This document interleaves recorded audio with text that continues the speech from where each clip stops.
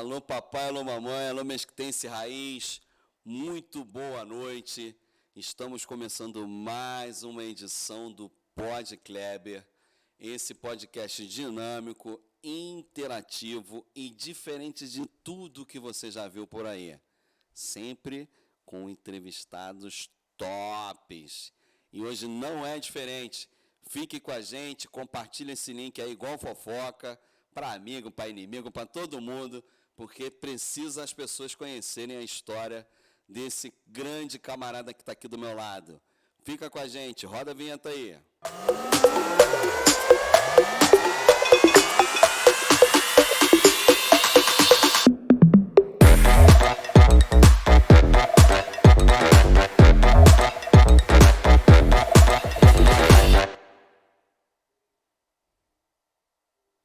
Bom, olha só, estamos aqui com Carlos Eduardo. Carlos Eduardo, quem é Carlos Eduardo? É subtenente da Polícia Militar do Estado do Rio de Janeiro, quase 30 anos de serviços prestados à população fluminense, carioca e fluminense, sendo 3 deles no BOPE, Batalhão de Elite da Polícia Militar.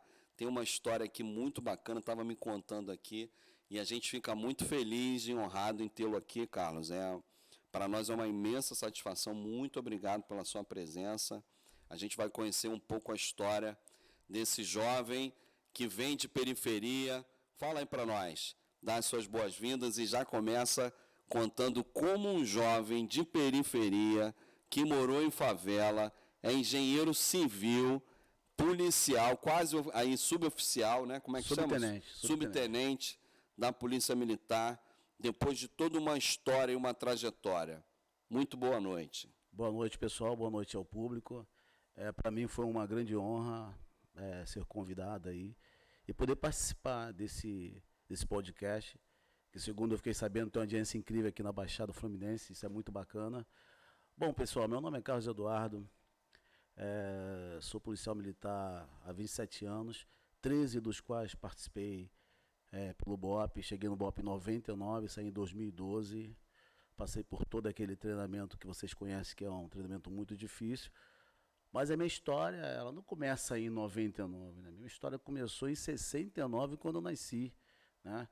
E nasci na comunidade lá, nasci em Madureira, mas morava numa cidade, uma favela na Zona Oeste Fluminense, e foi momentos muito difíceis ali. Aos 4 anos de idade eu fui para outra favela, fui morar na favela do Cajueiro, com muita dificuldade, morava ali numa edícula próxima ali à casa da minha avó, muitos familiares, muitos tios, e era aquela confusão toda envolvendo envolvendo os primos. Tudo era muito Família difícil. Família numerosa, né? Família numerosa. Tudo era muito difícil. Nós dormíamos no chão, né? Porque não tinha. Na época era aquela esteira de palha, né? Aquela fininha. Tudo era muito difícil. O bom é que não estraga a coluna, né? 6 crianças moravam, né, meu irmão? 6 crianças morando naquela comunidade ali, onde a gente já via a consequência, as raízes do tráfico de droga muito próximo à nossa casa. Isso, a gente está falando de início dos anos 2000, né, mais ou menos. Não. Isso aí... 70 e pouco. Eu nasci... Isso já foi em 1980, né? 80. Porque eu mudei de Senador Camará, a primeira comunidade que eu morei, né? E fui em 76, em 73, 74, que eu fui para morar em Madureira, na favela do Cajueiro, e de lá, aí eu morei lá até de 4 a 11 anos de idade, e passando por todas aquelas dificuldades, uma região muito pobre, e quando eu tinha 11 anos eu mudei para a favela de Parada de Lucas, que também aí eu tive um pouco mais de consciência do que era realmente a vida, aos 11 anos. Já era adolescente, né? Entrando ali na adolescência, né? Uhum. E com 11, 12 anos de idade eu vendia bala no trem. Olha aí, empreendedor, jovem empreendedor, olha isso. Cara, mas as oportunidades a gente tem em todas as áreas, né? Você vê, por exemplo, eu tinha amigos da minha idade que preferiam vender drogas na favela. outros que vendiam drogas, pó, maconha. E eu pensava, cara, eu não posso fazer isso, até porque eu também venho de uma família cristã, evangélica, né? Minha mãe sempre muito fervorosa, uma cristã muito fervorosa, e eu conheci Jesus, conheci a palavra de Deus através dos ensinamentos da minha mãe, e eu fazer parte da criminalidade era algo que nunca foi, não havia possibilidade alguma, né? Não tinha como.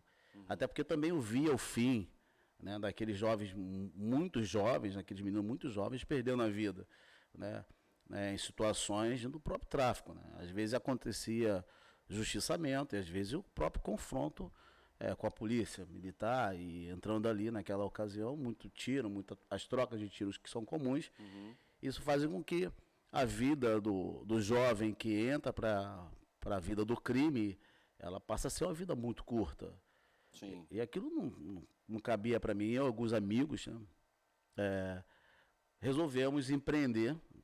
Naquela ocasião era muito difícil você conseguir emprego, conseguir trabalho, e a gente resolveu empreender vendendo balas no trem. Os mais altos, mais fortes, vendia picolé. Fazia chamada, não? Ou só ia balinha aí? Não, eu vendia pastilha garoto. Pastilha garoto, esperto. Nem pode, fiz até uma propaganda aqui de graça. Tá tranquilo, a gente depois cobra lá, ó. Se a gente chegar nesse nível de cobrar, ó. Mas enfim. Aí os mais fortes vendiam... Vendiam picolé, né? Picolé que tinha todo... Água pura ninguém quer. A gente vendia o picolé do China, que se falava, dragão chinês, naquela ocasião. E o meu sonho era suportar o peso da caixa de picolé, né? Meu sonho imediato era, eu preciso faturar mais, né? Porque a bala... Você já via que o picolé rendia mais que a bala. Rendia mais que a bala. E aos 13 anos, né, eu pensava, cara, eu tenho que suportar o peso de uma caixa de picolé. Eu sou um cara que não sou muito alto. Minha altura é 1,66 m. E era muito franzino. E os meus amigos, para você ter uma ideia, eu sempre fui o menor das turmas, todas as turmas que eu pertenci. Entendeu? Sempre ficava na frente, né? Naquela formação do menor para o maior. Ficava ali nas primeiras. Na formação do menor para o maior é o primeiro da fila. Mas do maior para o menor eu era sempre o rabo da tropa. Eu servia a Força Aérea, quando eu estava na Força Aérea, eu sempre era retaguarda. Retaguarda. Entendi. Mas enfim, então aconteceu essas questões, né? De você ter que trabalhar muito para ajudar. Minha mãe é uma mãe de seis filhos, né? São 5 homens e uma mulher.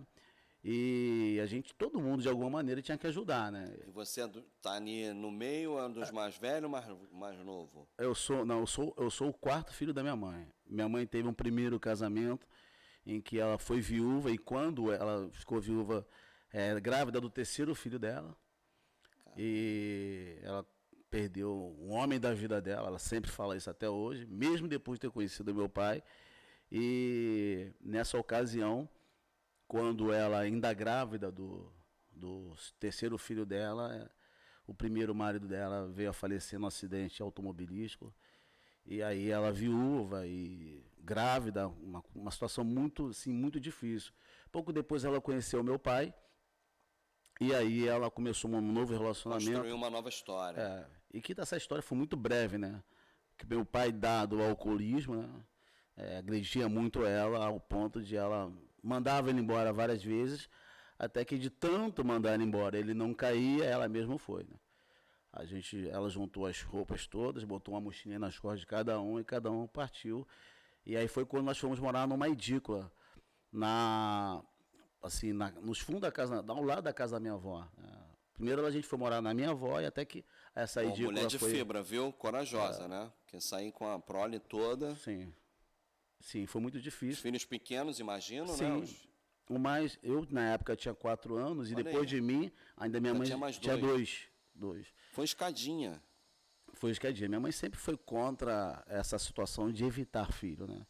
Ela sempre acreditou que quem abre a prole, quem abre a madre é Deus, e quem fecha é Deus. Então, enquanto ela fosse produtiva, acho que ela fosse... enquanto ela pudesse gerar filhos, ela geraria, né? E aí com a separação, com a fugida, né? Meu pai não se separou da minha mãe, né? meu pai... Ela deu um basta Ela na deu um basta na situação. relação por diversas vezes, até que ele sempre chegava em casa alcoolizado. E uma coisa que eu gostaria de pontuar aqui é o seguinte: o alcoolismo, cara, ele provoca isso nas famílias. Embora seja uma droga que é Legalmente social, permitida, isso. mas ele provoca isso, provoca distúrbio na família, provoca separação dos lares e muitas vezes redunda isso em agressão. E minha mãe foi agredida por diversas vezes. E quando minha mãe se separou do meu pai, a gente fugiu do meu pai, a gente foi morar na casa próxima ali, foi morar na casa da minha avó. A minha mãe, ela fazia todas as tarefas, porque ela não tinha muita renda, a renda que ela tinha era muito pequena, que era a pensão do primeiro marido. E por ela não ter condições de alimentar a família, alimentar todos nós, a gente comia parte da comida da minha avó. E para ela usufruir dessa benesse, ela tinha que fazer todas as tarefas de casa. Lavar, passar, cozinhar, lavar a roupa de todo mundo. Isso, ela foi muito guerreira, cara, de Eu vou te verdade. falar, eu tô aqui imaginando, hoje a gente se depara, a sua história é interessante, porque infelizmente essa realidade social ainda persiste. Sim, A gente tem várias famílias que enfrentam de alguma forma número grande de filhos com situações de drogadição o tempo todo na casa, né? sim. E aí você tem mulheres guerreiras. Então, eu vou te falar, eu vejo a força da sua mãe na tua fala, né? Sim, Porque 6 filhos, pequenos ainda, pequenos. tendo que fazer as tarefas domésticas, tendo que alimentar, e aí vocês tinham que ajudar de alguma maneira. Sim, sim. Até porque a gente está falando de uma situação, além da questão emocional dela, né, de ter perdido o companheiro, o primeiro companheiro, e o segundo não ter sido, não escolheu bem, né? Não fez uma boa escolha, Não fez. por N situações, mas aí ela tem que assumir essa condição de ser pai e mãe de vocês, Sim. né? Sim, que é uma coisa muito recorrente, né? Muita coisa. Você pode observar. Infelizmente, a gente não tem muito isso hoje. Sim, você pode observar, por exemplo, teve um programa, um filme que tinha um personagem chamado Laranjinha, né? E que ele reclamava porque na certidão de nascimento dele não tinha o nome do pai, né? E o sonho dele era ter na sua certidão de nascimento o nome do pai dele. E o nome do pai dele ele era chamado de filho de não consta.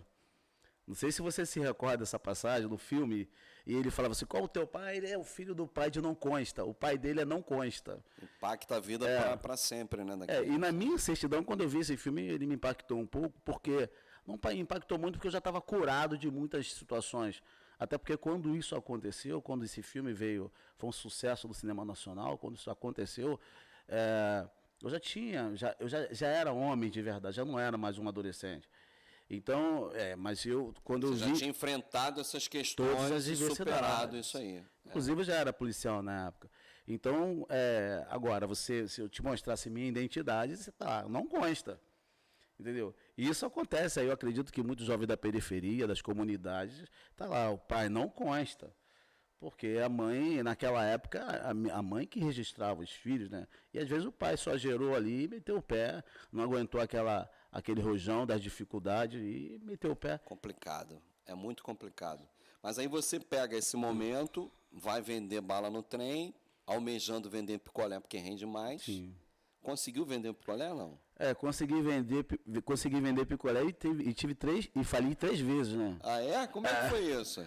Cara, a primeira vez que eu comecei a vender picolé, quem me emprestou dinheiro para comprar a primeira caixa foi minha mãe, né? Olha aí. Aí ela me emprestou dinheiro para comprar, mas eu tive que pagar ela, né? Ela não te deu esse ela não me mole. deu nunca me deu mole. Cara, a minha mãe Aqui, nunca me deu só uma mole. parte aqui. Você que é mãe está assistindo a gente, aí fica uma lição aqui. É importante colocar os limites nos filhos, né?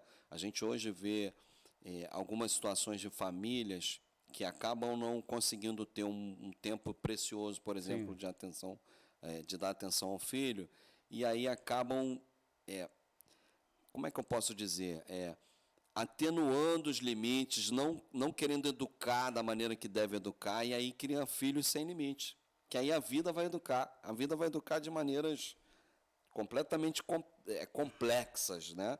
Para o bem e para o mal. Mas volta lá, era só para uma pincelada na tua história.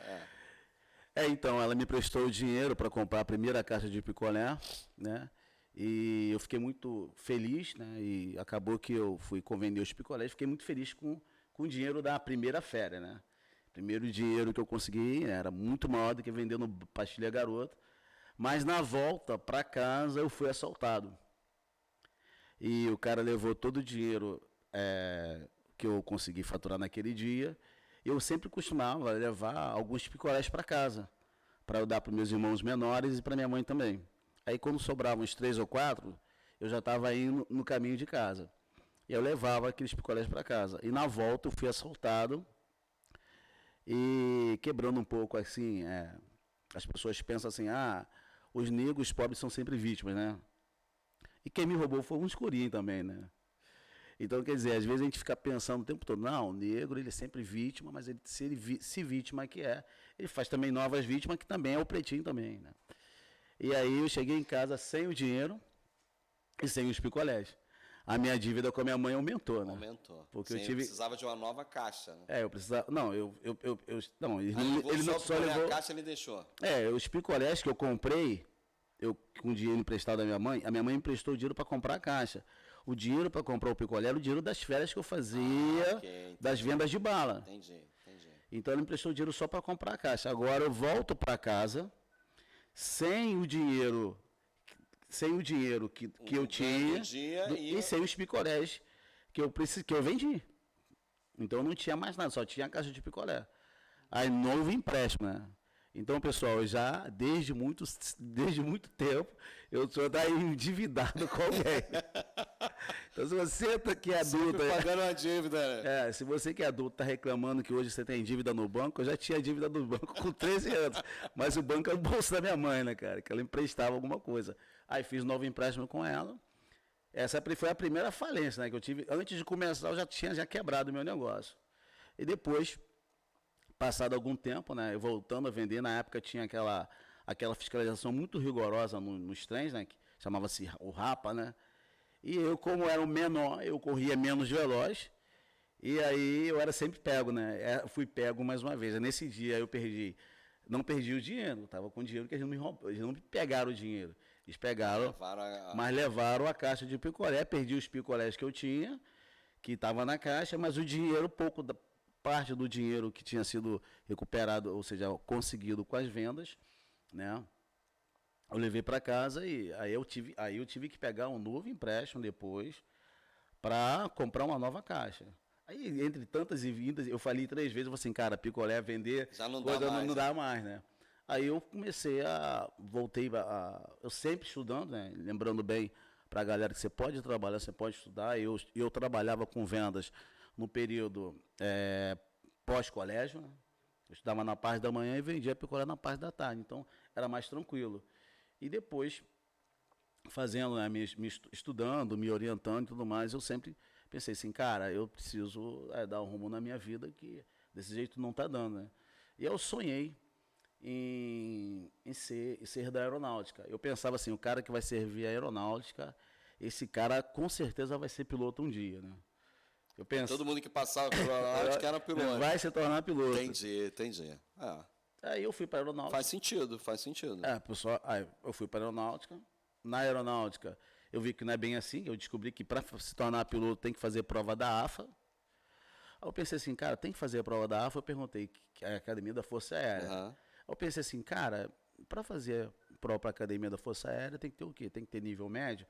E na ocasião já tinha nível médio. Eu pensei, então, lembrando, né, que já que a gente está falando para muitos jovens, né, sim, pais e mães, né, você pode desenvolver uma atividade laboral, você pode trabalhar, você pode fazer o teu trabalho, mas você não pode perder o foco nos estudos. Sim, importante. Eu entendo que o estudo, ele provoca um crescimento muito grande. Às vezes ele não vai fazer crescer tanto o bolso, mas ele vai fazer crescer a mente. E é importante lembrar, eu sempre penso nisso, o dinheiro que não cabe na tua mente, não cabe no teu bolso. Verdade. Se você não trabalhar... Pô, a frase que é para anotar isso aí, hein, pessoal. Dinheiro que não cabe na mente, não cabe no bolso. Carlos Eduardo. Não, mas não é criação minha, não. Eu aprendi essa palavra em alguns dos cursos que eu fiz. Né? Legal. E aí eu fui para a aeronáutica, chegando na aeronáutica em 88, tá? 1988. Eu soube dessa prova da AFA e, na ocasião, me falaram que a nota era regional. Então, aí eu pensei assim, cara, se a prova é regional, tem que ver a nota, aliás, a prova é nacional, mas a média é regional. Aí eu pensei, cara, já que eu tenho que fazer uma prova e a média é regional, eu tenho que ver onde a média é menor. Sim. Aí eu fiquei sabendo que no Nordeste a média era média menor do que na região Sudeste. Aí eu pensei, cara, vou tirar uns dias de licença e vou para o Nordeste. Peguei o avião, na época, eu morava na comunidade, era da Força Aérea, viajei pelo CAN, não sei se você já ouviu falar, Correio Aéreo Nacional, um voo de garça. Aí viajei num cargueiro, fomos lá, fiquei hospedado na base aérea, lembrando, na época não tinha internet, não tinha telefone celular, não tinha, quem tinha telefone residencial era quem era rico. Era um investimento. Era um investimento, pagava-se aluguel às vezes pelo telefone. E então eu só falava com a minha família através de carta, que demorava 5 dias para ir e 5 dias para voltar, né? Fiquei alguns dias lá, mas nesse ano, para o meu azar, ou falta de sorte, a média foi nacional. Então não adiantou você ir para lá. Eu fui para Fortaleza, fiquei 15 dias lá. Eu tinha na época, isso foi em 90 anos, estava com 20 anos. Fiz a prova, passei na prova da AFA, porém, a média foi muito baixa. A média foi boa para aquela região, mas a média nacional foi muito alta. E eu passei com 7, mas a média nacional foi 9, 9 e pouco. Nossa, né? lá em cima. Lá em cima. Mas essa média, se eu tivesse feito a prova no ano anterior, eu teria entrado para a AFA. Talvez eu não seria um aviador, porque ainda na ocasião, ainda existia um certo preconceito, né, de aviadores negros. Eu não conheci nenhum aviador negro. Eu conheci alguns oficiais da Força Aérea, mas neles, os oficiais negros, eles iam para outras especialidades, que era infantaria. Mas isso havia esse preconceito muito forte, né? Hoje não existe mais esse preconceito na Força Aérea nem nas Forças Armadas. Hoje você vê oficiais negros e ocupando as mais altas patentes. Como tem que ser, né? Como tem que ser. Era tudo cara. Mas era um momento, sim, mas era um momento que a gente vivia. A gente era fortíssimo. Falar que não existia preconceito, que não existia racismo, a gente, tapar o sol com peneira. Não faz sentido isso.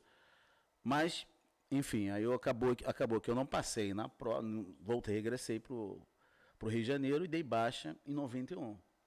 Né? E em 91, eu fiquei desempregado, fui trabalhar como cobrador de ônibus. Fiquei trabalhando de cobrador de ônibus durante um tempo, né? E morando na comunidade. Um fato que eu acho que vale até pontuar, né? Um dia eu estava trabalhando como cobrador de ônibus, entram dois rapazes no ônibus que eu trabalhava, anunciou um assalto. E quando eles anunciam um assalto, eu olhei para a cara daqueles camaradas assim, eu pensei, eu conheço esses caras. Mas eu conhecia assim de pouco, ou seja, o rosto não me era estranho. Aí eu falei assim para eles, cara, se vocês forem me roubar aqui, vocês vão roubar o dinheiro do meu patrão e quem vai pagar sou eu. Vocês vão estar me prejudicando. Não façam isso, cara. Aí os caras, não, meu irmão, olha só, se você não quiser tomar um tiro, você me passa o dinheiro. Aí eu falei assim, tá, tudo bem, mas se você vai pegar o dinheiro aqui, eu vou lá na favela pegar o dinheiro de volta. Porque eu sei de onde vocês são. Aí ele falou assim, como é que você sabe de onde a gente é? Aí eu disse assim, cara, vocês são de Lucas, eu moro em Lucas. E eu já vi vocês, Lucas, vocês moram em Lucas. Se vocês me roubarem aqui, eu vou pegar o dinheiro na favela. Aí eles não me roubaram.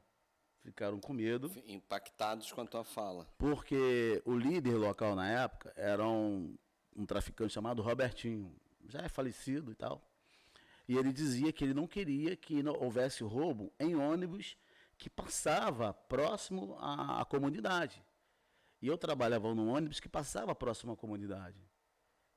Esse ônibus servia a comunidade, servia os... Fatalmente estaria também roubando o trabalhador residente naquela comunidade. Sim, sim. Aí acabou que eles não me roubaram. E com o passar, aí um dia eu estou entrando na minha comunidade, na favela, lá em Lucas, e eu fui abordado por esses dois garotos. E eles me abordaram, me ameaçaram mais uma vez, e eu falei assim, cara, se vocês não se deram bem comigo lá, aqui eu sou CRI, irmão. Isso já foi no ano de 93, 94, 93. Aqui eu sou CRI, irmão. Aqui, se você entrar numa comigo, você vai se machucar. Porque eu moro aqui há muito tempo. Eu nasci e sou criado, eu sou praticamente nascido e criado aqui. Nunca criei problema com tráfico, eu sou trabalhador, eu só trabalho e vou para a igreja. E se você arrumar um problema comigo, tu vai se atrasar. Aí nesse ínterim, na época, o traficante local, ele era um xerifão, né? E os pequenos problemas na comunidade, ele mesmo resolvia. E como eu na igreja, eu na época frequentava uma igreja na comunidade, eu distribuía muito panfleto de evangelização. Inclusive eu passava na boca de fumo e distribuía panfleto para eles. Né? Então você era uma figura conhecida. Eu era conhecido porque antes de vender, quando eu parei de vender bala no trem e eu fiquei sem fazer nada, minha mãe vendia água sanitária. Então eu também vendia água sanitária na comunidade. Então além de vender água sanitária, empreendedora, então tá instalada aí. Eu vendia água sanitária. Eu vendia água sanitária na comunidade, mas também distribuía panfleto, também evangelizava. Então eu era muito conhecido na comunidade, embora eu não conhecia muita gente. Eu conhecia a pessoa que fazia parte do meu círculo social, que eram as pessoas da igreja. E aí os camaradas ali, eles eram inclusive adolescentes, né? E eles tentando me intimidar, eu falei que eles não iam me intimidar, e falaram que poderiam me matar. Aí eu gritei com eles para chamar a atenção da população. Aí já entra uma veia de negociação, né? Que eu sou formado, fiz curso de gerenciamento de crise. Então eu já comecei a gritar, meu irmão, você falou que vai me matar? Você tem certeza que você quer me matar só porque eu não deixei ser roubado? Aí as pessoas que passavam, pô, esse cara da comunidade está falando que esse cara quer matar ele porque não deixou ser roubado. Aí nessa ocasião, por coincidência, passou o Robertinho de Lucas. E ele passando por ali, ele perguntou o que estava acontecendo. Aí eu fui até ele e falei o que estava acontecendo. Aí ele falou assim, pô, neguinho, esquenta a cabeça não que eu vou resolver isso. Aí eu fui e falei assim, pô, irmão, eu não gostaria de me sentir muito mal com o que você fosse fazer. Então, se eles já disseram que não vão fazer nada contra mim, fica tranquilo, pô, não precisa fazer nada. O fato é que eu não sei o que aconteceu, porque eu não vi mais aqueles garotos. A gente presume, mas não pode afirmar. Porque, na ocasião, quando eles não gostavam de algum comportamento, quisessem dar chance para aquele garoto, eles mandavam para outra comunidade.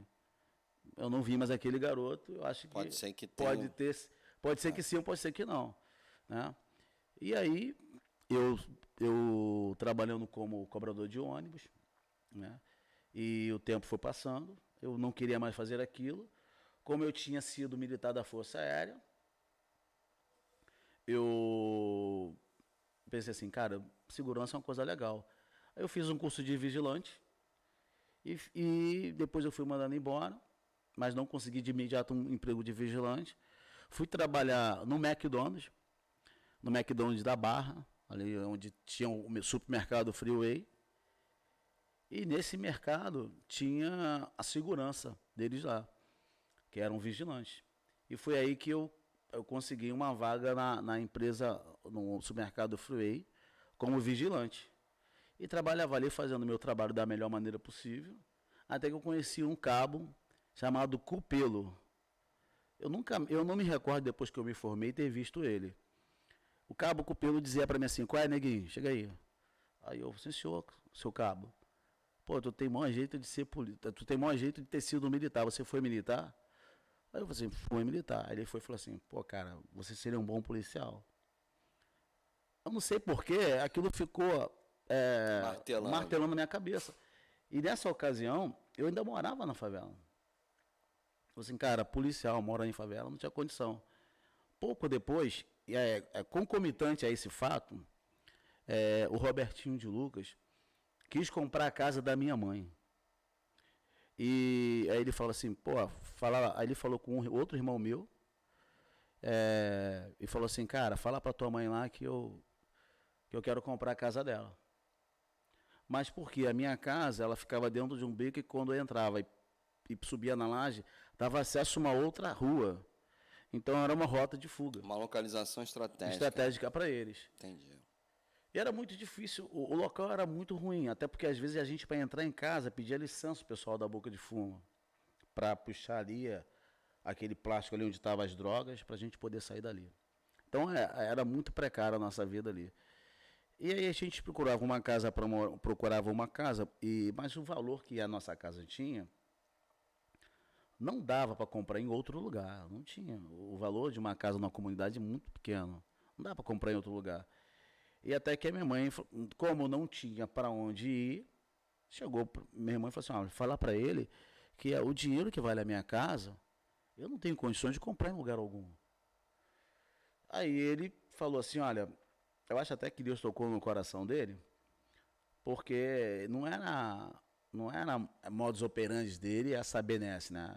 Eles querem comprar, eles dão existe um preço regional em média, e paga aquele dinheiro, a família se vira. E se demora muito, tem que sair, assim... Sem receber. Compulsoriamente. Sem muito...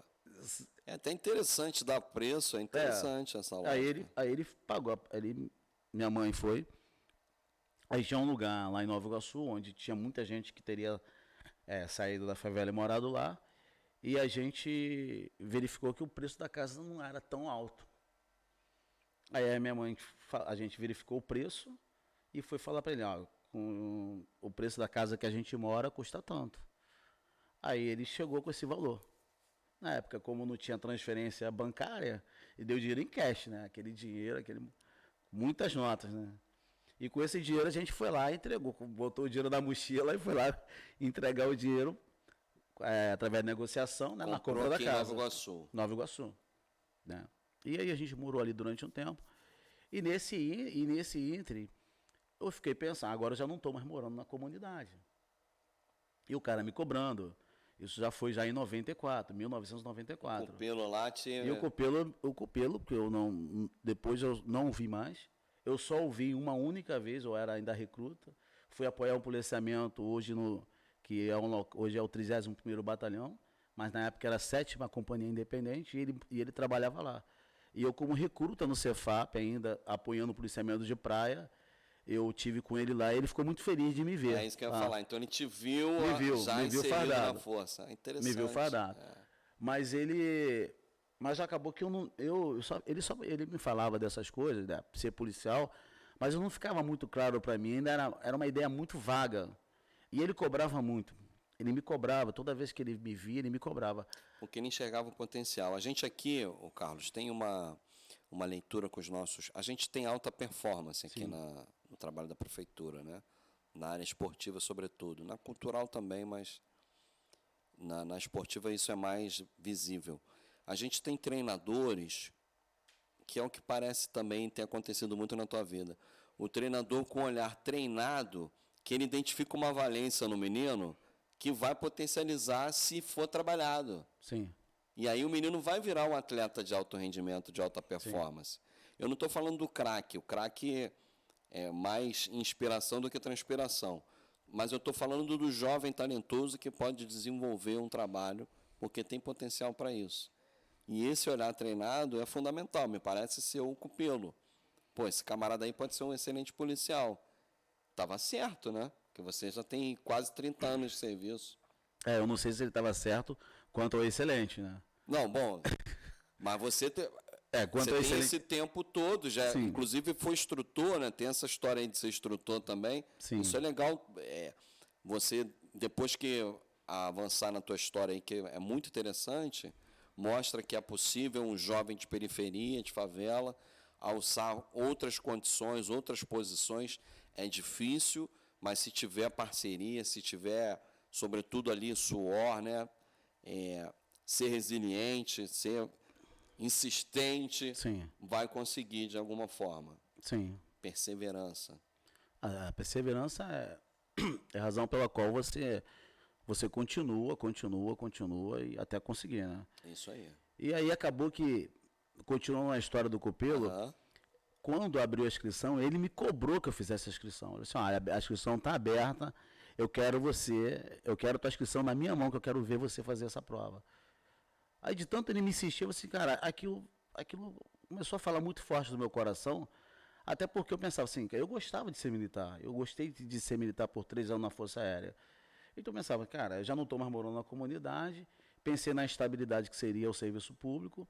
No primeiro momento eu só enxerguei como serviço público, e acabou que eu fiz a prova, passei na prova. Não sei te dizer, até hoje, eu não sei, o sentimento que eu fui invadido pelo fato de ter passado na prova, que quando eu vi o resultado, eu não sei se eu fiquei feliz ou se eu fiquei triste. Por quê? Cara, eu sabia que a minha vida mudaria muito.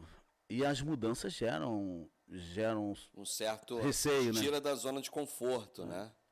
A gente não gosta muito de mudança, cara. O ser humano não gosta de mudança.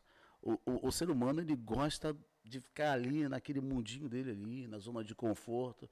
Ele não gosta de mudança. Eu vou te dar um exemplo.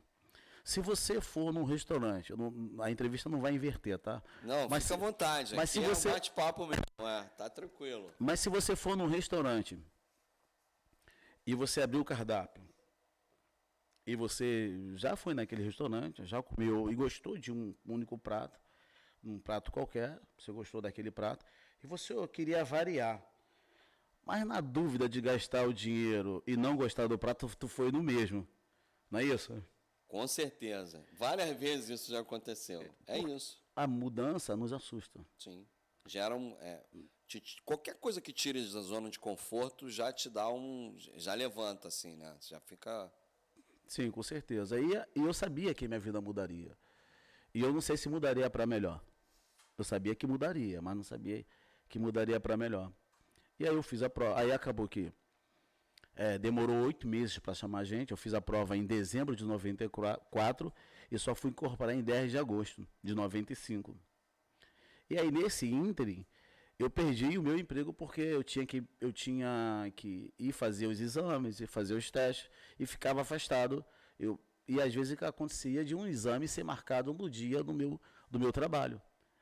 Aí, ao saberem que eu tinha passado na prova da PM, me mandaram embora. E nessa ocasião, eu já era casado, já tinha um filho.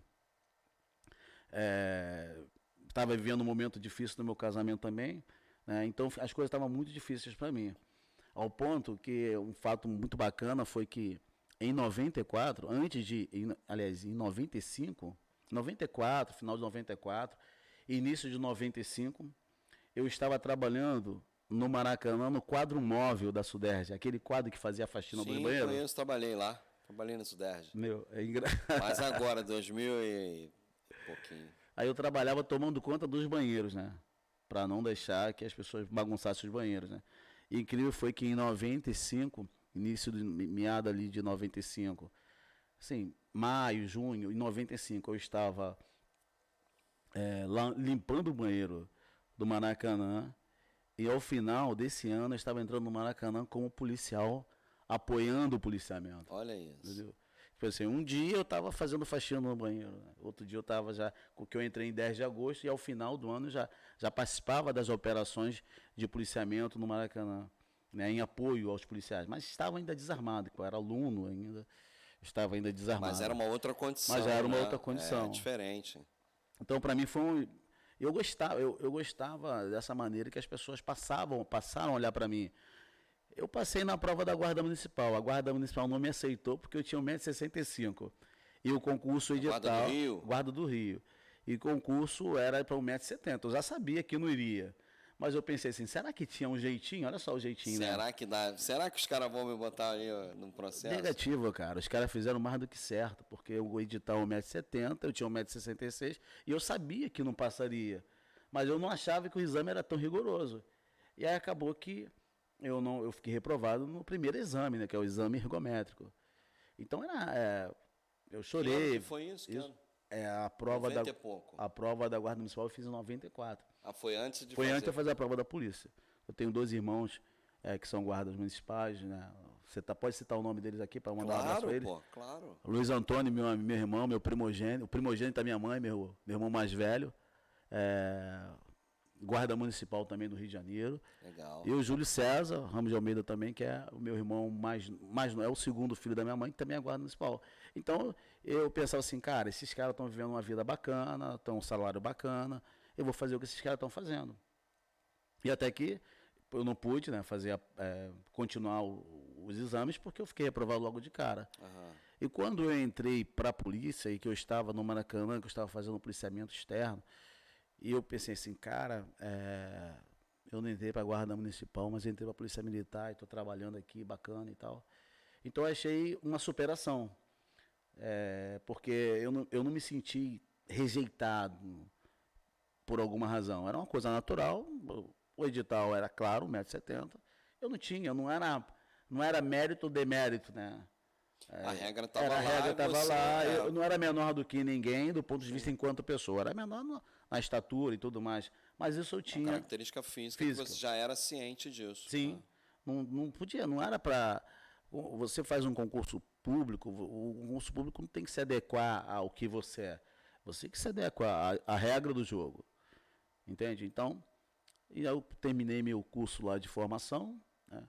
No Cefap, a ocasião, já tinha uma companhia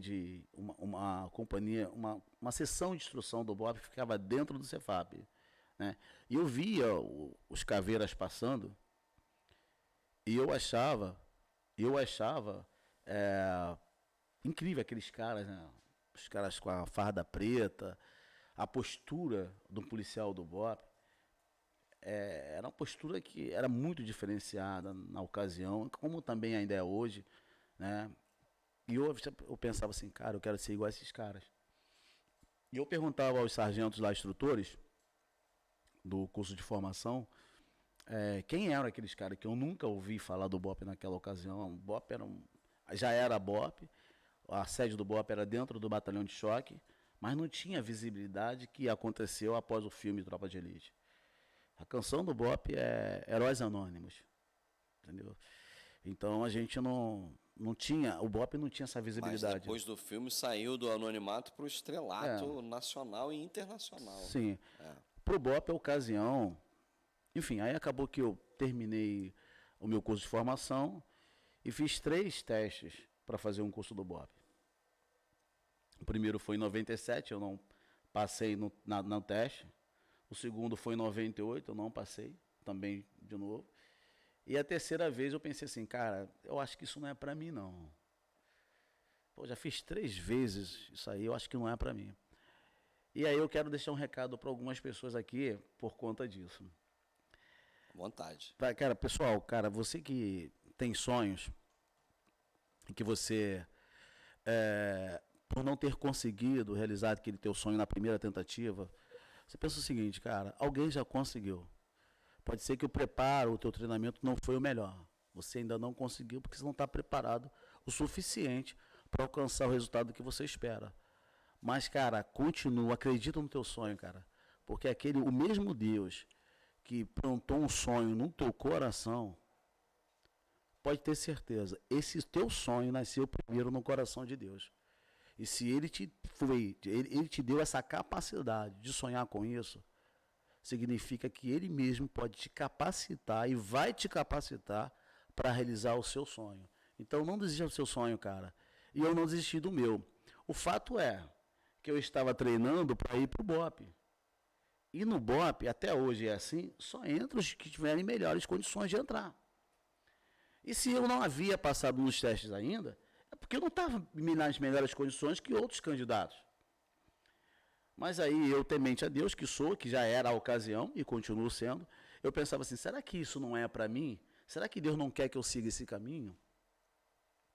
E antes de fazer o teste, eu dobrei o meu joelho no meu quarto, falei com Deus e falei, Senhor, se não for, se o Senhor não tem nada contra, não tem nenhuma objeção com isso, de eu passar nesse teste, de eu ir para o BOPE, se o Senhor não, se o Senhor tem objeção, tudo bem, conforta o meu coração, eu vou lá, vou fazer o meu melhor, mas se eu não conseguir, conforta o meu coração, me apresente um novo caminho. Mas se o Senhor não tem objeção nenhuma, me fortalece e me dê a capacidade de passar nesse teste. Colocou na mão dele. Mas eu dei o meu melhor, mas eu vou dar o meu melhor. Não adianta você dizer que não foi da vontade de Deus. Se você também não... Pô, mas tu não deu vigia teu e ora. melhor. Vigia e ora. Orar e vigiar, né, cara? Tem que dar o seu melhor. E eu treinei, eu venho treinando, já vinha treinando esse tempo todo, e continuei a batida e aumentando e intensificando melhor os treinamentos. Aí eu passei no teste 99, no curso de ações táticas, no teste do curso de ações táticas, e fui lá e fiz o meu curso. Terminado o curso, fui para o BOPE. E no BOPE eu trabalhei lá, fiquei esse tempo todo lá e fui vendo que o que o policial do BOPE queria naquela ocasião. Todo novo policial do BOPE, tudo que ele quer, no primeiro momento, é ser aceito pelos mais antigos. Porque o policial do BOPE, quando chegava lá recém-cursado, ele não era ninguém, cara. Eu costumo dizer, e a gente dizia isso, depois eu passei a dizer isso para os mais novos que chegavam, né? Mas era tudo brincadeira, não era para diminuir, era mais para motivar. Mas a gente costumava dizer o seguinte, cara, se você estiver vestido com uma roupa preta, na frente de uma parede branca, eu não consigo te ver. Porque eu penso, uma pessoa vestida de preto, em vez de uma parede branca. Como é que não vê? Como é que não vê? Mas é porque a gente queria dizer para aquele cara que ele ainda não era nada. Tinha que conquistar o espaço Tinha que conquistar. E o curso, ele é só a primeira etapa. É a primeira etapa. As etapas seguintes, eu costumo dizer que elas são até mais difíceis que o curso. Porque é você se inserir dentro de um corpo que é muito coeso. Na minha época já era muito coeso, ainda continua coeso. O BOPE vai sempre avançar, vai sempre progredir e vai continuar tendo essa história maravilhosa que sempre teve e sempre terá. Eu costumo dizer para os meus amigos mais próximos que o BOPE é como se fosse, guardado as proporções devidas, como se fosse o Flamengo, né? O Flamengo vai estar bem ou mal e a nação flamenguista vai continuar sendo o Flamengo. Trocou o técnico, troca o time, continua sendo o Flamengo. E o BOPE é também assim, né? Guardando as proporções, porque na escala de dinheiro o Flamengo tem mais grana, né, cara? Pô, agora então precisa se acertar, mas grana tem. Mais grana tem, né? Não é problema de dinheiro. O problema não é problema de dinheiro, né? São outros problemas. Não é dinheiro, Me fala aqui, muito interessante, a tua história é fascinante, viu? Eu tô para ver um entrevistado que eu fiz poucas perguntas. Você é um caso desse. Pouquíssimas perguntas, né? Porque você vai embora, muito legal. Eu queria que você falasse um pouco como é que é o fazer policial na tua perspectiva, de 90 e pouco para 2020, né? Como é que está o fazer policial na tua... Como é que você analisa essa linha do tempo, assim, em linhas gerais? Como é que é ser policial ao longo desse tempo aí? Sim. Como é que você identifica isso? Eu vou falar um pouco da minha carreira, tá? Sim, a partir do seu olhar, claro, obviamente. Para mim, hoje, ser policial está muito mais difícil devido às mídias, né? Às redes sociais. Antigamente, a mídia social, as redes sociais, elas não davam muita exposição, né? As operações policiais eram operações sigilosas. Hoje você fazer uma operação sigilosa é muito difícil.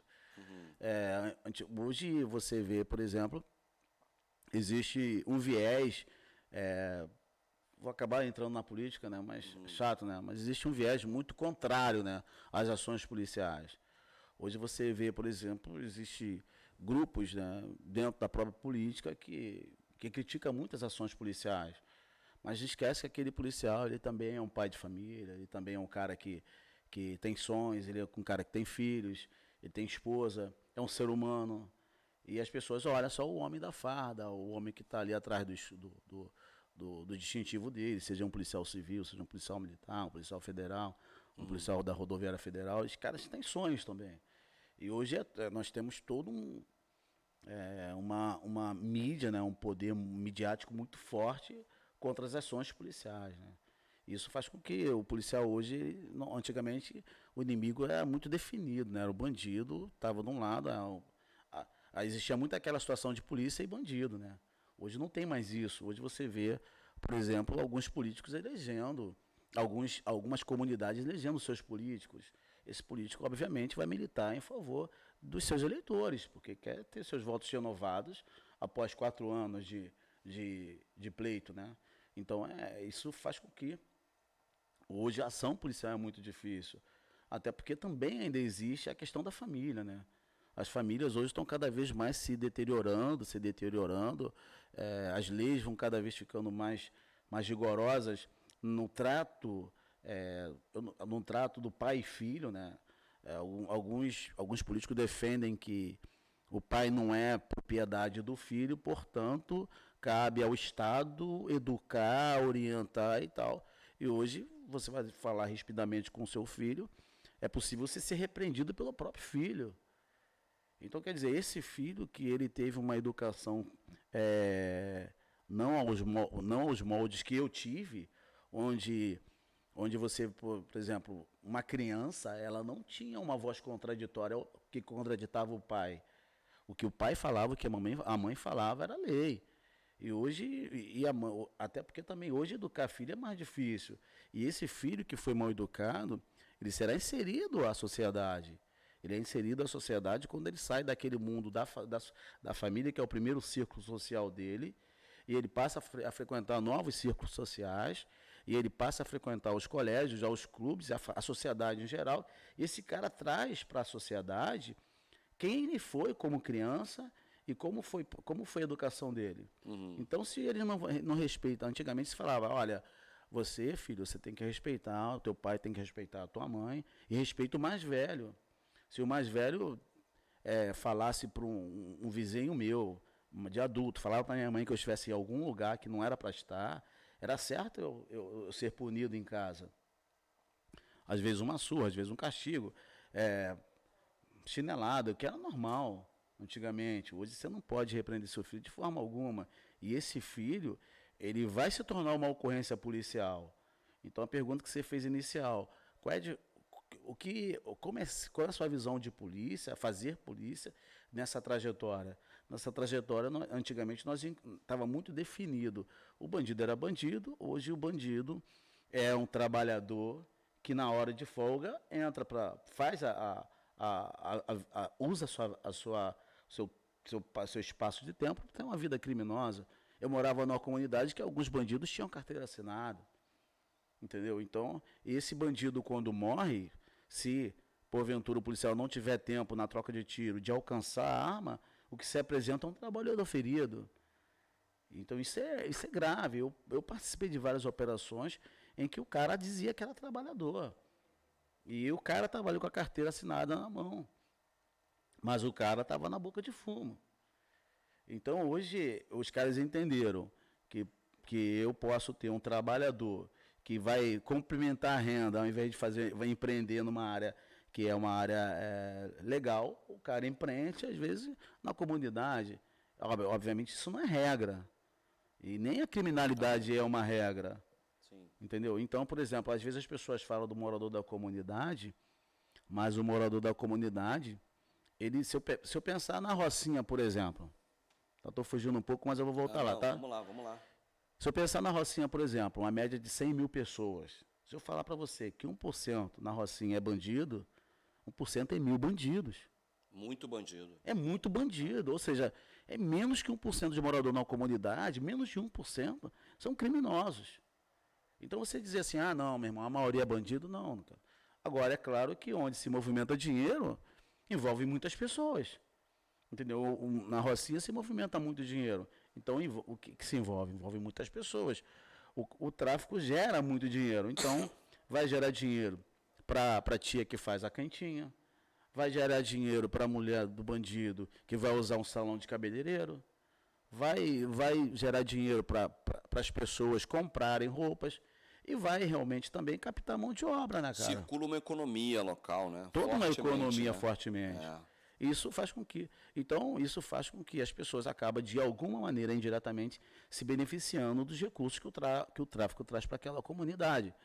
E hoje, então, fazer polícia é cada vez mais difícil porque mexe no bolso das pessoas que estão, de alguma forma indireta, envolvidas com isso. Você vê, por exemplo, essas passeatas que você vê, essas manifestações que acontecem na comunidade. Eu morei em comunidade. Cara, quando aconteciam essas ações dos policiais na favela, os moradores, os bandidos mandavam os meninos que faziam parte daquele tráfico ali, bater de porta em porta e mandar os moradores sair para a rua, para participar da manifestação. Eu mesmo já saí para fazer manifestação. E se eu não saísse, e a ordem que eles davam na ocasião é que a família toda não saia, mas alguém representante tem que sair. Eu ia pegar a minha mãe, mandar minha mãe sair para fazer manifestação. E eu saía, às vezes saía, gritos de ordem, que é normal. Ou você faz isso, ou você vai ser expulso no dia seguinte. Tem uma coerção envolvida ali, né? Sim, sim. Então, Mas você acha que a regra de valores baixou muito? Respeito, honra, família? As regras de valores básicos da sociedade estão muito díspares do que era antigamente? sim, porque antigamente o pai ensinava um filho segundo as suas próprias crenças, né? Sim. Os valores tradicionais, né? Até hoje, por exemplo, eu tenho um filho de 30 anos que me pede bênção. Meus filhos me pedem bênção. Meus filhos me beijam no rosto. Então, quer dizer, cara, os valores tradicionais da família norteiam as ações da sociedade. Querendo ou não, um filho que é respeitador a seus pais, a seu pai e a sua mãe, ele vai ser um bom profissional. Ele pode não ser um bom profissional no sentido de muita capacidade, mas quando ele aprender ali, ter o conhecimento técnico daquilo que ele está fazendo, ele vai ser um bom profissional, ele vai ser um cara respeitador. Ele vai saber que ele tem que ser cortês com uma mulher. Ele vai saber que ele tem que tratar com honra uma mulher. Ele vai saber que quando ele encontrar alguém que seja menor que ele vai buscar também dar essa proteção, que são os valores comuns. A gente busca proteger o mais indefeso, a gente busca ajudar as pessoas mais humildes. Isso a gente aprende dentro de casa, a educação a gente aprende dentro de casa. Sim. E a educação tradicional que se tinha antigamente era a educação que fazia com que um profissional, nas diversas áreas que ele viesse a vir a trabalhar, ele seria um bom profissional, porque ele carregava aqueles valores muito fortes que ele aprendeu com o pai e com a mãe dele. E hoje não está muito assim. Hoje, até mesmo essas vozes que se fala muito dentro de casa, elas são ofuscadas pela mídia, pelas informações. Se o cara abre um canal no próprio YouTube, ele vai ver tantas pessoas falando tanta besteira, que se ele não for direcionado para o caminho certo, ele começa a ter a inversão total de valores. Ele passa a ser um cara que ele torna-se descrente de tudo que o pai dele fala, ele torna-se descrente de tudo que a mãe dele fala, e passa a acreditar nos formadores de opiniões. Hoje se tem formadores de opinião. Antigamente não tinha isso. Quem formava a tua opinião era o teu pai e a tua mãe, e acabou. Aí a polícia acaba tendo que resolver isso aí, né? Acaba sobrando para a polícia de alguma maneira. Sim, mas aí a polícia, cara... É um órgão correcional.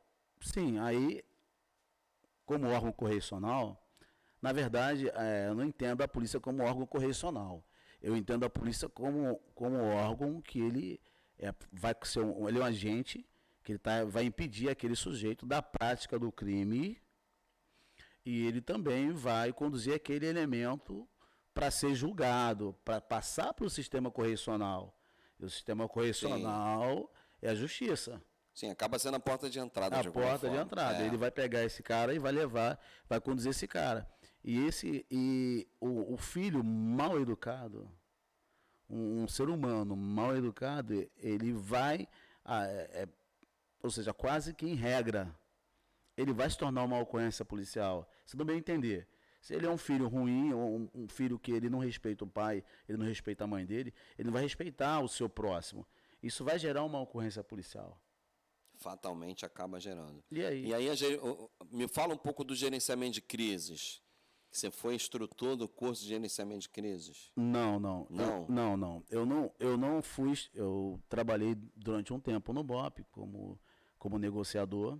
Tive algumas experiências, mas também não foram grandes experiências, porque esse tipo de atividade não é uma atividade que acontece todos os dias. Não é muito usual. Não é usual. Foi na década de 90, né? A gente tinha eu me lembro do Rio experimentar muitos crimes de sequestro na época, né? Sim, mas esse. Lá atrás. Aí você citou, né? É. O grande delegado Hélio Vives, né? Que foi um dos diretores da Antissequestro, né? Mas era esse tipo de sequestro, onde havia reféns que estavam ali em cativeiro, era um outro tipo de ocorrência, né? Era uma ocorrência que esse camarada ele buscava oferir recursos financeiros. Ele sequestrava uma pessoa que tinha uma condição financeira diferente, assim, bem acima da média, e ele buscava ter resgate desse dinheiro, parte desse dinheiro. E houve um investimento muito forte nessa delegacia, e de modo que esse tipo de crime já não existe, é muito raro. O camarada hoje que buscar conseguir algum recurso financeiro através de sequestro, dificilmente ele vai ter um bom resultado, até porque a divisão de sequestro da Polícia Civil é uma delegacia especializada altamente profissional. O que existe, o que aconteceu, hoje as crises, né, a gerência de crise, acontecem em função de um assalto mal sucedido e que numa fuga o cara caiu dentro de uma casa de uma pessoa. Ok. Estava misturando as estações. Então me fala sobre esse trabalho aí. Sim, e uma situação como essa se torna uma crise porque torna toda uma sociedade refém daquela situação emocional que está acontecendo ali. Geralmente uma família está ali e que muitas das vezes as pessoas não têm aquela visão que aquela pessoa ali as pessoas são reféns, né? E não dá para falar muito de uma forma muito técnica, porque a gente vai acabar dando uma instrução. Sim, não é o caso. Que não é o caso. Expor, não é o caso. Que vai acabar dando instrução para os próximos camaradas aí, bandidos, que querem em algum momento. Mas teve aqui alguma situação que você possa falar que tenha sido exigido muito da sua preparação, que eu acho que isso é legal. O quanto o BOP, como uma unidade de elite, prepara o profissional para atuar numa gestão de crise, num momento ali que precisa colocar para fora tudo que ele aprendeu lá na instrução. Teve algum momento assim que você lembre e que possa falar, obviamente? Um caso que eu participei muito ativamente, que dá para se falar com muita tranquilidade, entre alguns outros, mas esse para mim foi muito emblemático. Foi uma situação de um policial militar na região, se eu não me engano, de Itaguaí, e que ele era refém dele mesmo, ou seja, ele estava tentando contra a própria vida dele.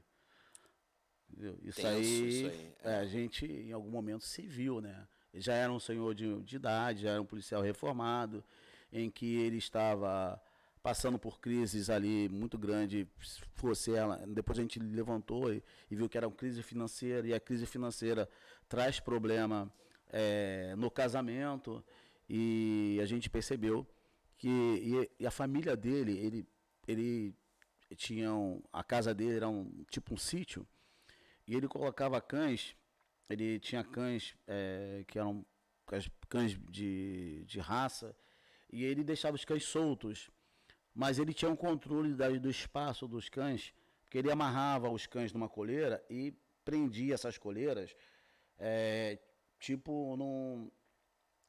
era um arame muito forte, era tipo um fio, que rodava todo o espaço. Então os cães só tinham acesso, eles circulavam toda aquela região ali, e ninguém conseguia entrar na residência, né? E nem os seus próprios parentes, e se alguém tentasse entrar ali, ia se matar.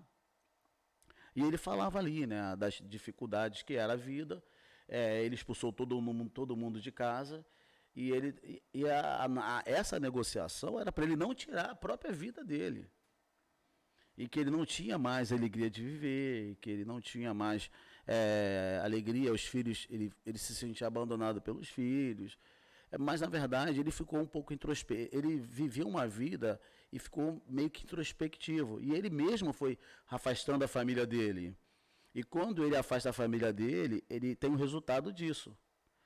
O resultado foi que ele se sentiu abandonado, mas ele que provocou esse afastamento. Um quadro de depressão, de talvez? depressão e tal.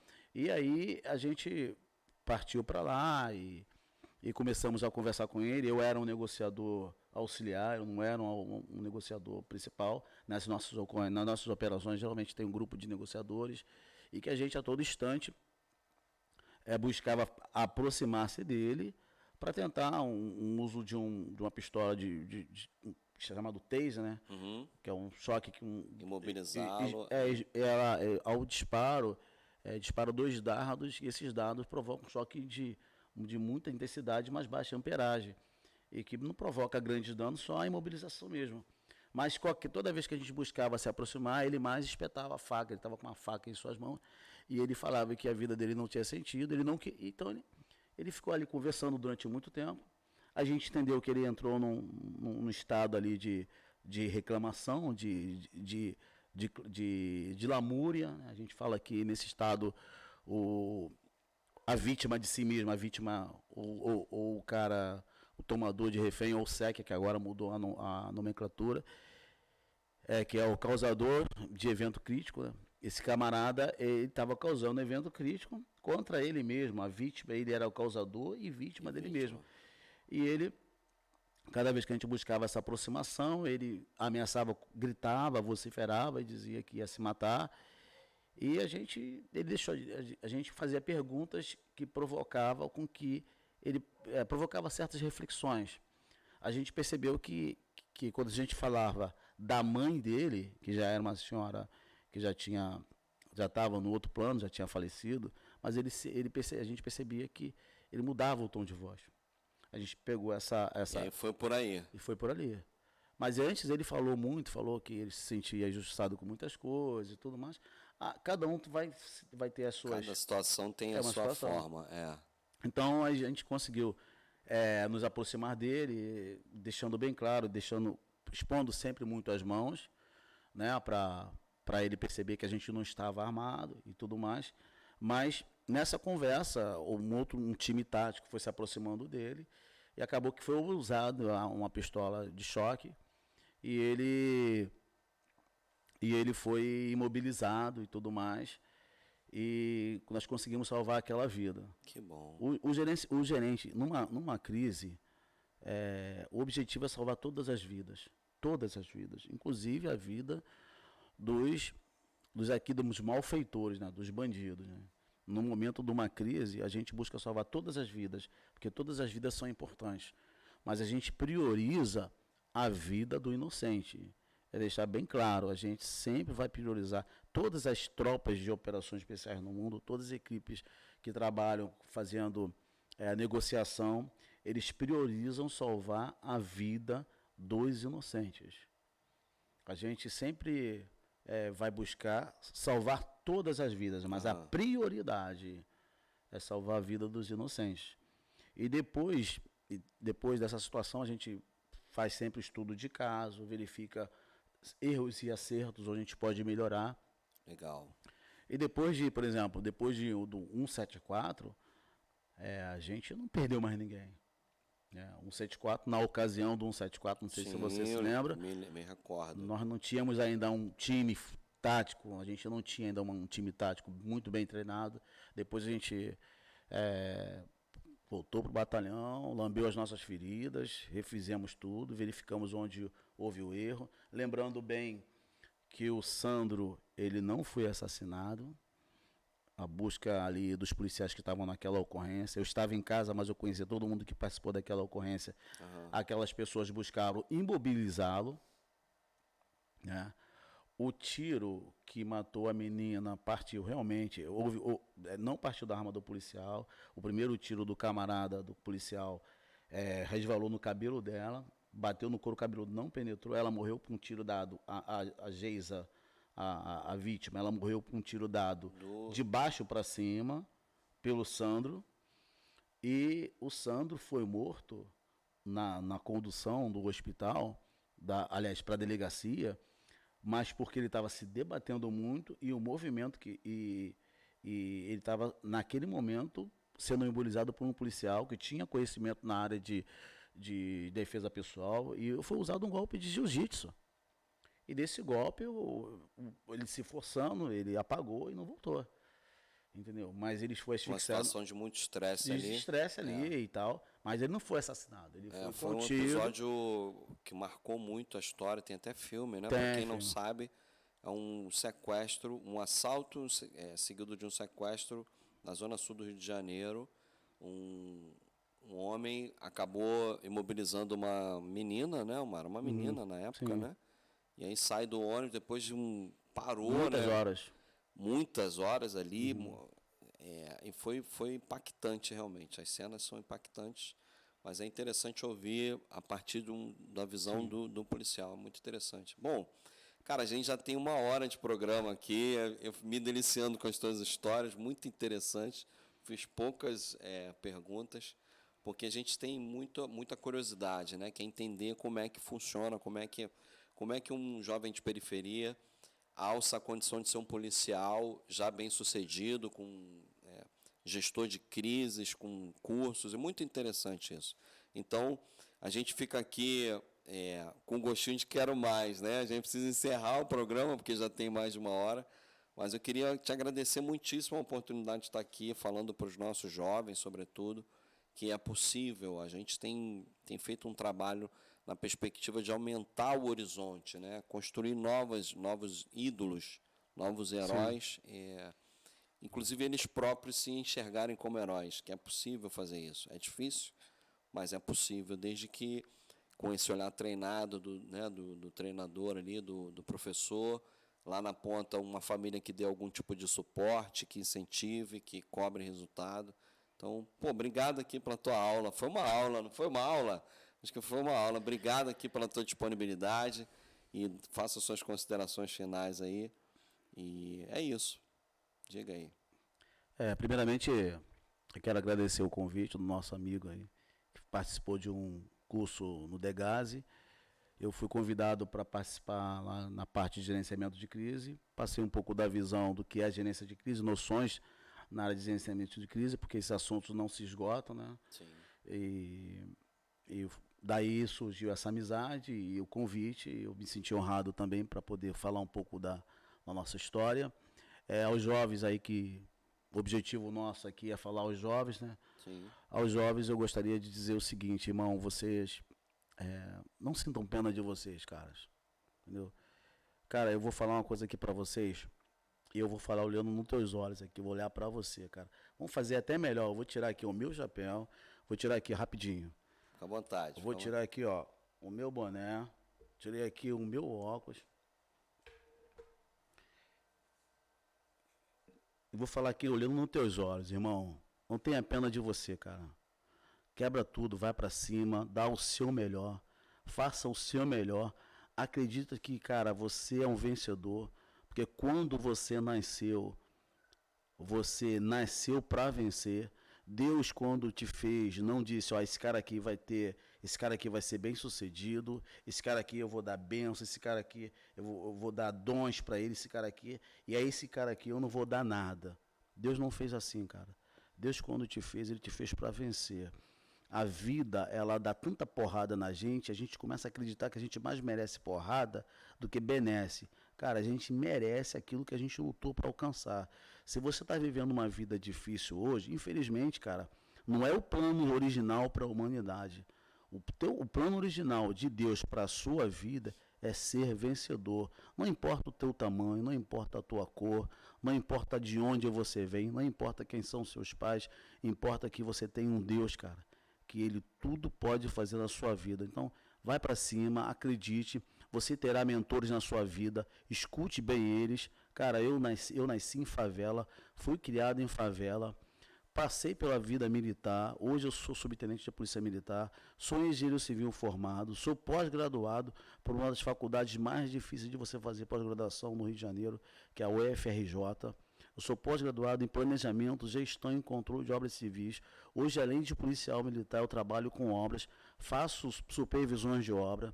Então, cara, não duvide da capacidade que você tem. É melhor você acreditar naquilo que Deus diz que você é, do que acreditar naquilo que as pessoas que não te amam acreditam. Parte para cima, vai para tudo, quebra tudo. Deus é contigo, jovem. Você é um vencedor. Pô, sensacional, muito bom. Queria agradecer aqui a presença do Carlos e do amigo que trouxe aqui o nosso entrevistado de hoje. Dizer para você que toda terça-feira a gente tem um bate-papo incrível. Fica ligado nas nossas redes, no Facebook e no YouTube. Pode Kleber com K. Segue a gente nas nossas redes sociais. E muito obrigado. Agradecer minha esposa, minha filha, minha família e essa equipe maravilhosa que está comigo em todos os projetos. Muito obrigado. Vamos dar honra a quem tem honra. Forte abraço.